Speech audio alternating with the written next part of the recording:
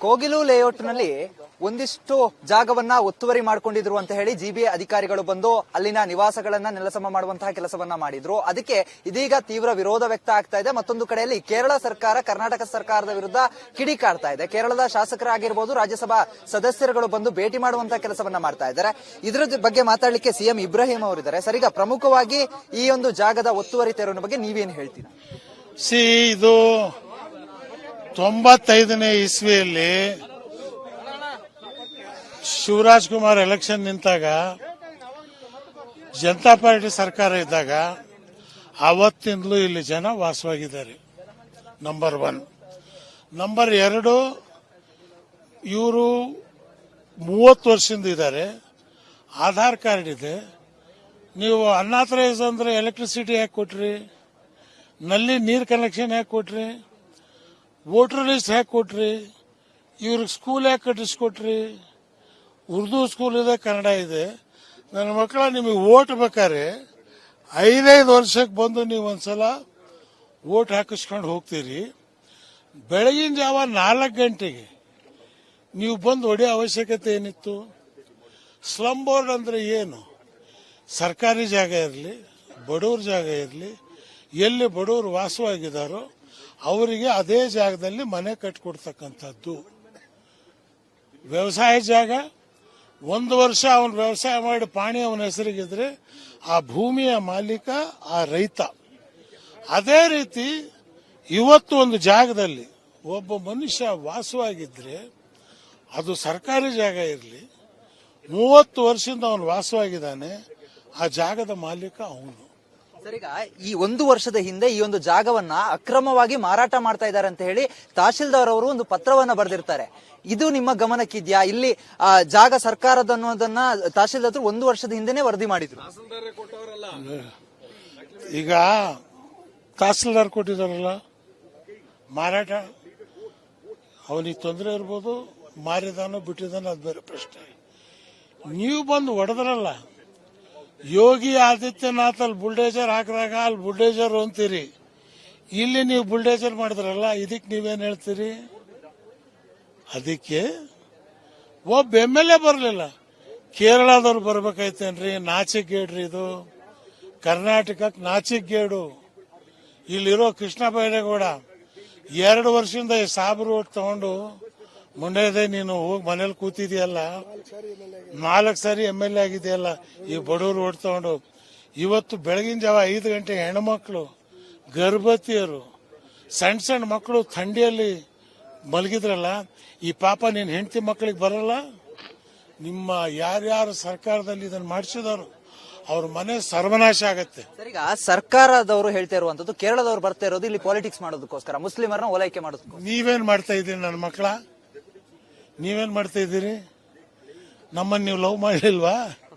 5 ವರ್ಷಕ್ಕೊಂದ್ಸಲ ಬಂದು I love you vote ಹಾಕಿಸ್ಕೊಳ್ಳೋದು, ಮತ್ ನನ್ನ ಮಕ್ಕಳ ನನ್ನ ಮನೆ ಹೊಡೆಯಕ್ ಹೋಗೋದು. ನೀನ್ ಮಾಡ್ಲಿಲ್ಲ, ಇನ್ನೊಬ್ಬ ರಾಜ್ಯದಲ್ಲಿ ಬಂದು ಲವ್ ಮಾಡಕ್ ಬಂದ, ನಿನ್ಗೆ ಯಾಕೆ ಹೊಟ್ಟೆ ಕಿಚ್ಚು?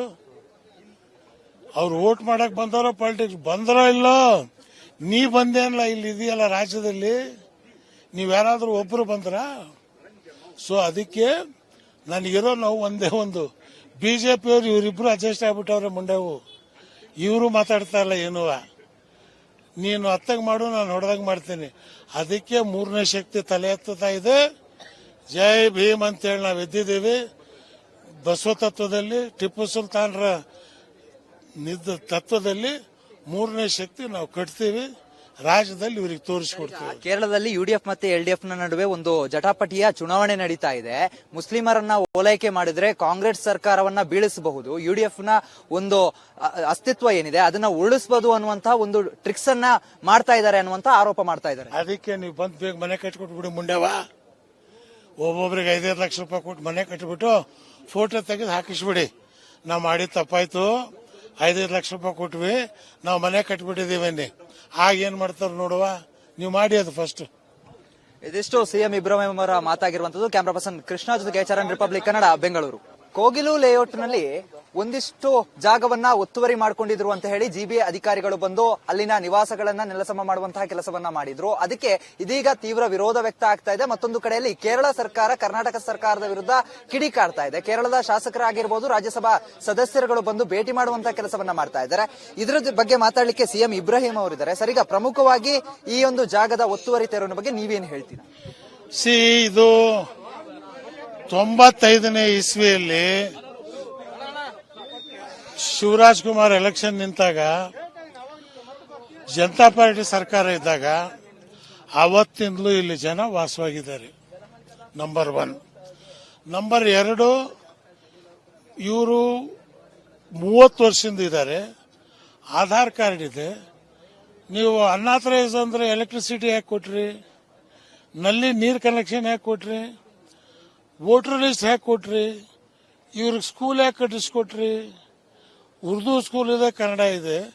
ನನ್ನ ಮಕ್ಕಳ ನಿಮಗೆ ವೋಟ್ ಬೇಕಾದ್ರೆ 5 ವರ್ಷಕ್ಕೆ ಬಂದು ನೀವು ಒಂದ್ಸಲ ವೋಟ್ ಹಾಕಿಸ್ಕೊಂಡು ಹೋಗ್ತೀರಿ. ಬೆಳಗಿನ ಜಾವ 4 ಗಂಟೆಗೆ ನೀವು ಬಂದು ಹೊಡೆಯೋ ಅವಶ್ಯಕತೆ ಏನಿತ್ತು? ಸ್ಲಮ್ ಬೋರ್ಡ್ ಅಂದ್ರೆ ಏನು?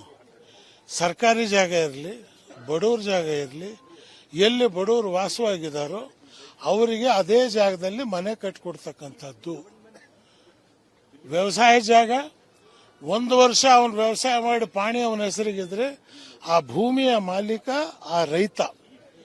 ಅದೇ ರೀತಿ ಇವತ್ತು ಒಂದು ಜಾಗದಲ್ಲಿ ಒಬ್ಬ ಮನುಷ್ಯ ವಾಸವಾಗಿದ್ರೆ ಅದು ಸರ್ಕಾರಿ ಜಾಗ ಇರಲಿ, 30 ವರ್ಷದಿಂದ ಅವನು ವಾಸವಾಗಿದ್ದಾನೆ, ಆ ಜಾಗದ ಮಾಲೀಕ ಅವನು.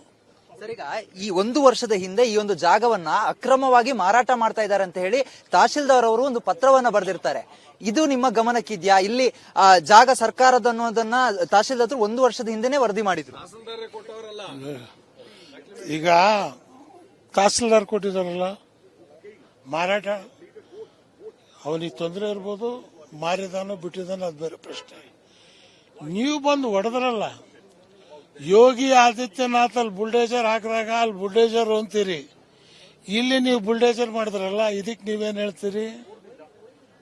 ಅದಕ್ಕೆ ಒಬ್ಬ MLA ಬರಲಿಲ್ಲ, ಕೇರಳದವ್ರು ಬರ್ಬೇಕಾಯ್ತೇನ್ರಿ? ನಾಚಿಗೇಡ್ರಿ ಇದು, ಕರ್ನಾಟಕಕ್ಕೆ ನಾಚಿಗೇಡು.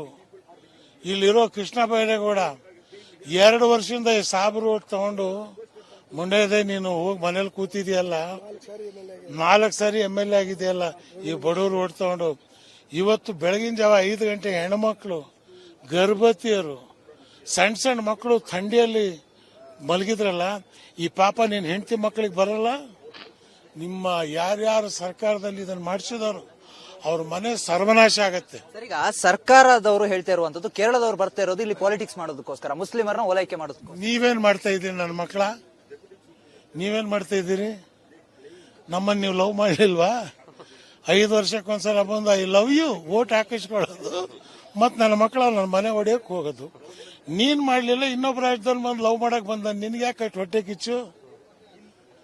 ಅವ್ರು ವೋಟ್ ಮಾಡಕ್ ಬಂದವರೋ ಪಾಲಿಟಿಕ್ಸ್ ಬಂದರೋ ಇಲ್ಲೋ, ನೀ ಬಂದೇನಲ್ಲ, ಇಲ್ಲಿ ಇದೆಯಲ್ಲ ರಾಜ್ಯದಲ್ಲಿ, ನೀವ್ ಯಾರಾದ್ರೂ ಒಬ್ರು ಬಂದ್ರ?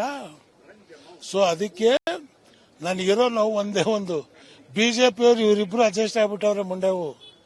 ಇವರು ಮಾತಾಡ್ತಾ ಇಲ್ಲ ಏನುವ, ನೀನು ಅತ್ತಗ್ ಮಾಡು, ನಾನು ಹೊಡೆದಾಗ ಮಾಡ್ತೀನಿ. ಅದಕ್ಕೆ 3ನೇ ಶಕ್ತಿ ತಲೆ ಎತ್ತುತ್ತಾ ಇದೆ. ಜೈ ಭೀಮ್ ಅಂತೇಳಿ ನಾವು ಎದ್ದಿದ್ದೀವಿ. ಬಸವ ತತ್ವದಲ್ಲಿ, ಟಿಪ್ಪು ಸುಲ್ತಾನ್ರ ತತ್ವದಲ್ಲಿ 3ನೇ ಶಕ್ತಿ ನಾವು ಕಟ್ತೀವಿ.